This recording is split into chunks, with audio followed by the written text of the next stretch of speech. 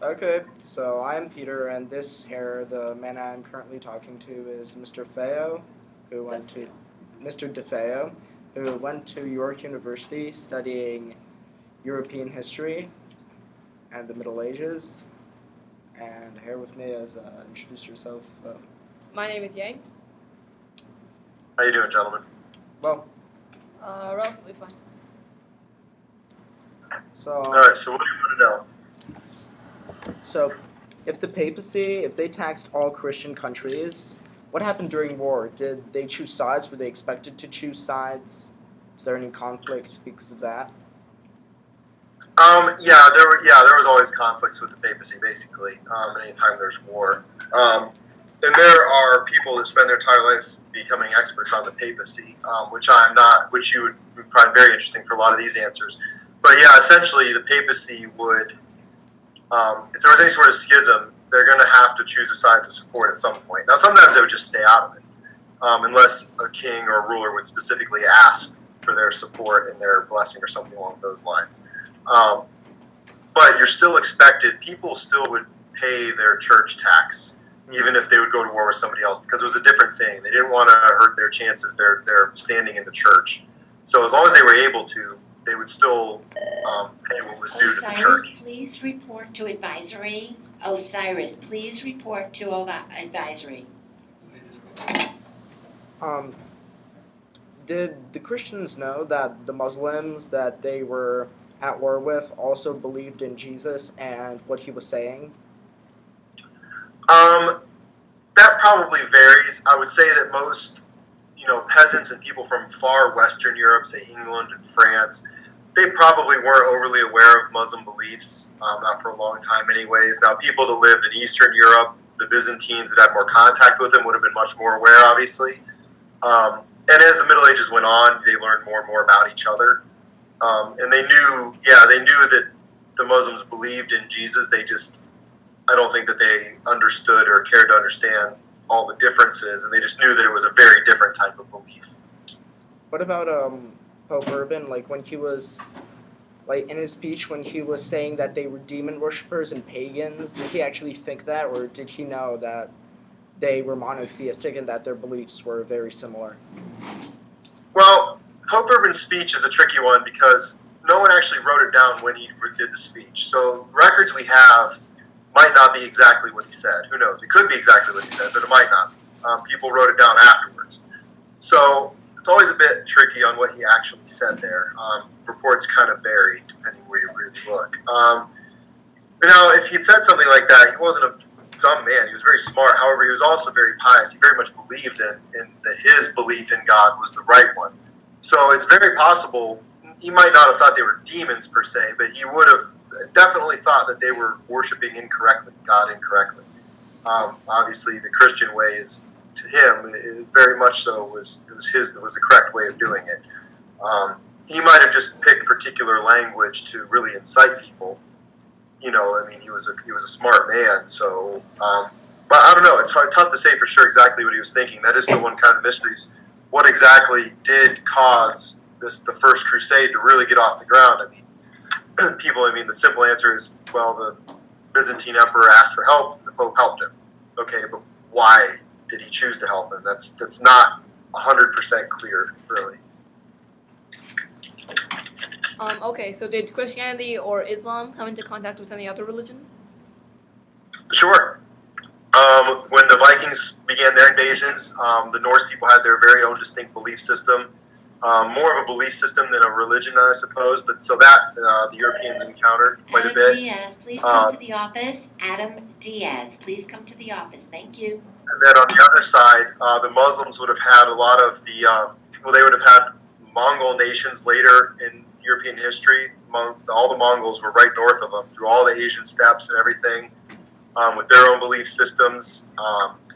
They would have probably had a lot of the what we'd say like Russian type tribal people that would have been up in the north there too, contact with them.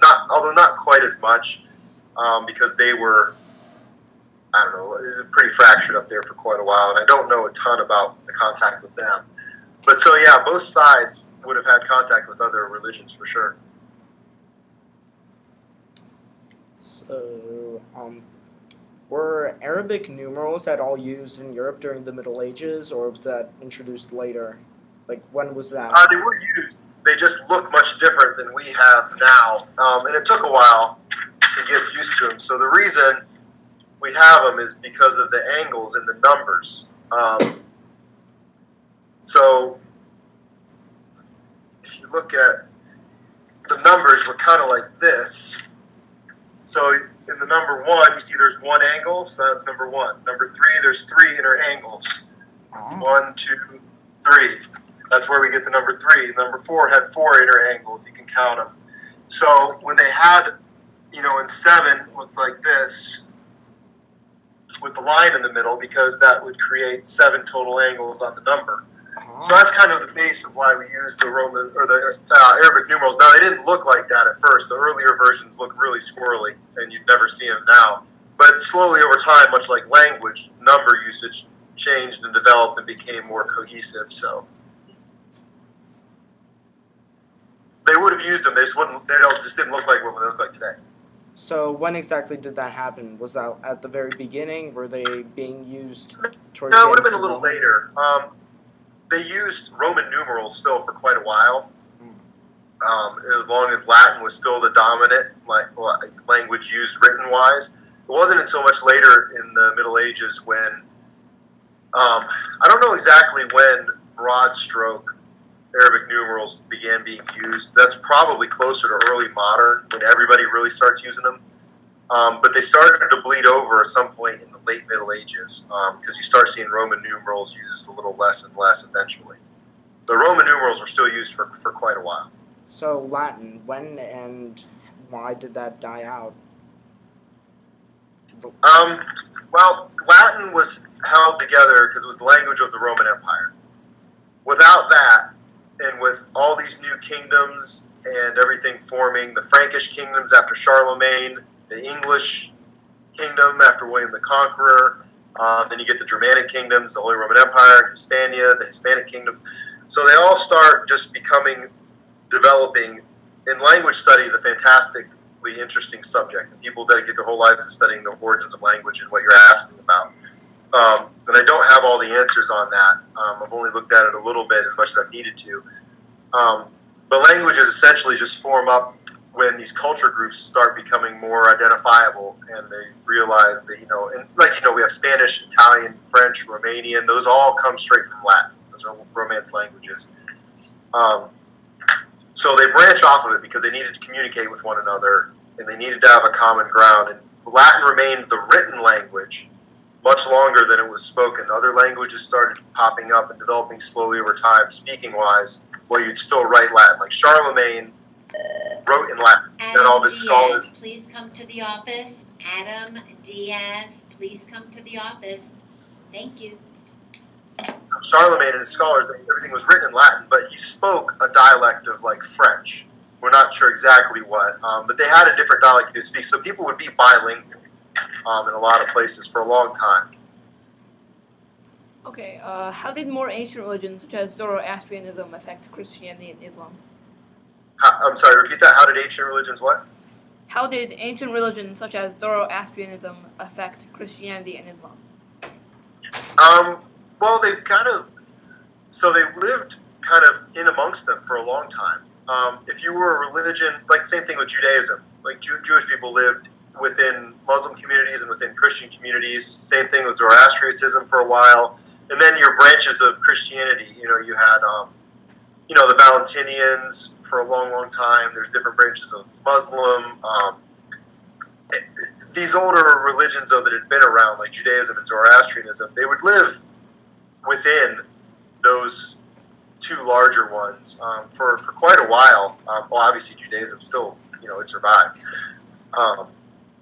And they just carve out their own little areas, and they, as long as they didn't really trouble them. I don't know as much about the Muslim point of view, but in Christianity, as long as they didn't really bother the Christians too much for a while, they just let them go.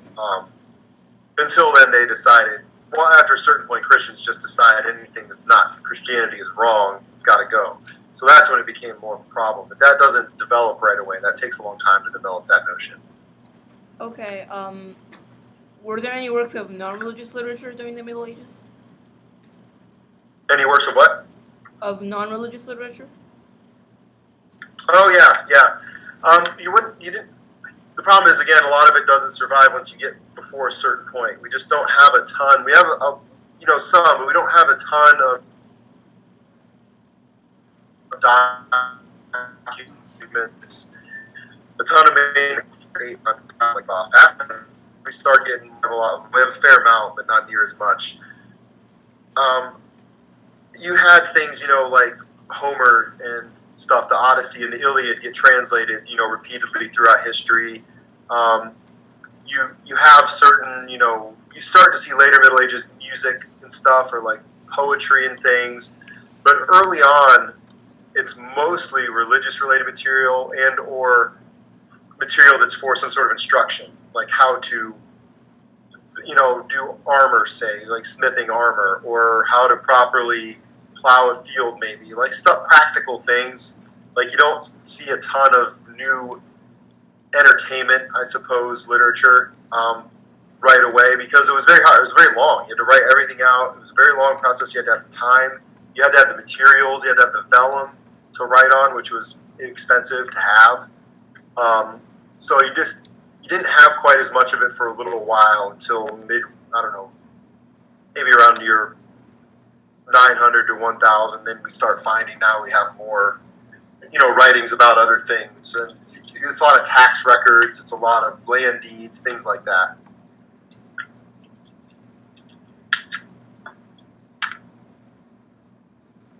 Got it? You have one last question? So, in medieval times, the Christians, they often referred to the Arabs as Saracens. Saracens. Sorry. What other subdivisions existed under Islam? Is a Saracen a subdivision? Is that what you're asking? Yeah, maybe just tell us about that. Yeah. Even in the Islamic community, they had their own divisions. The Sunnis and the Shiites divided fairly early on, particularly. And that was based on if the leader of Islam had to be a direct descendant of Muhammad, or Muhammad's nephew particularly, or if it could just be somebody that was agreed upon as the best leader for Islam. That's essentially what the crux of their debate is. It's still today. So they fractured pretty early on after Muhammad died, and maybe one generation later after his nephew passed away. And so that was the main division in Islam. Now, they still had, even in those, two big divisions, just like if you think how Christianity has Catholics and Protestants as two of our bigger divisions. Well, there's obviously still a whole bunch of other ones. We have, Methodist and the Church of England and all kinds of Christianity. So Islam's not entirely different back then anyways, but they had little caliphates that would pop up that had slightly different beliefs than either a Sunni or a Shiite, and little religious leaders who tried to get power of their own, because their religion is also their social. Like, we have laws and have had laws for a long time in our society, and then religion is separate from that. Well, to them it's the same. Their religion is law. So if you had someone trying to get power, he had to have his own interpretation of that belief, but still be within it to wield the laws. So it's a little more complex, and definitely not my area of expertise. So this is just kind of a glossing over of it. But they had fractures, and Saracen, I think specifically, is a term that probably Europeans picked up along the way when they were learning languages. Like, Arabic was a very different language than Latin or anything they'd known. So terminology, sometimes they would just, you hear something in a different language and you don't quite know what it means. You just repeat it. It becomes kind of part of a colloquial term or something. And you could look up the history of the word, the etymology of the word Saracen, but I think its commonality use was started by Europeans as opposed to Islamic tribes in the proper usage. I mean, they might have used it in a different way, but they had their own fractures, and it was a term that any European, if you said the Saracens are attacking, then they knew that meant some sort of Muslim. So can I ask a question then? So is it similar to calling the Vikings barbarians? The idea that it's a derogatory term for a group of people that's outside your world? Yeah, that's probably a better way of putting it, yeah. Because the Vikings, that's a good example. Or even though the Romans would call just the barbarians, even though the Right. Germanic tribes had the Goths, and Right. there were Those different Goths. actual how they referred to themselves. And So, I got yeah, one that's- more. I got another question that you brought up that I thought might shed some light. How often did you look back at any of those written tax deeds or the land deeds? I mean, those that must be fascinating to actually look at. Did you look at any of those in your classes? Did you study any of those primary sources? And if you did, what was like the coolest thing you found out by looking at records that are 800, 900 years old? So we did actually get to see a bunch of them. Fortunately, York, the city of York, was a very important city for a lot of medieval history. It was a very large city in the north, and eventually there was a Duke of York who there still is a Duke of York actually. So it's a huge duchy in a very northern center of power. So they kept a lot of records there, and they still have a lot of them. And we're fortunate enough to see them. And they were originally, so there's an exchequer, something called an exchequer. It's basically just a court position. It keeps track of everything. They have these huge scrolls. They're about this big around, and you unroll them. It's just a big scroll, and it would take up, we'd roll them out on a table 20 feet long.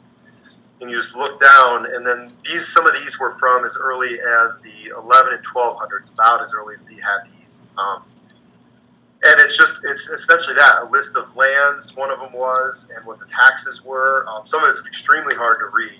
You have to spend a lot of time learning paleography, the study of the scripts at the time, which I studied as an undergraduate and a graduate, because they had, like today, how we have printing where you can write in cursive. They had a lot of different ways of writing over the course of 1,000 years. Some forms of writing come in and out of style, like cursive's going out for us right now. No big deal. It's like the 500th version of writing that Europeans and people have used. So you have to be able to...